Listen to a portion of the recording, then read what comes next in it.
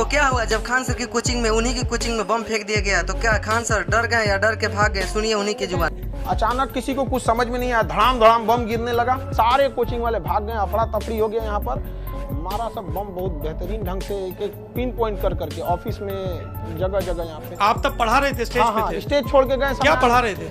History का batch था उस समय, शायद हम हिस्ट्री का पढ़ा रहे। पीछे झाँक के देखा, हम कह रही मेरा ऑफिस उड़ा दिया सब ये सब। तो वहाँ पे तो एक कह रहा कि सर भागिए वहाँ से। तो हम कह क्या हुआ? तो देखिए यही एक बम था आपके पाँव के नीचे। वो फटा नहीं था? नहीं फटा, उसको पता। तो दोस्तों चैनल पर नए हैं तो लाइक सब्सक्राइब और शेयर। मिलते हैं अगले वीडियो में।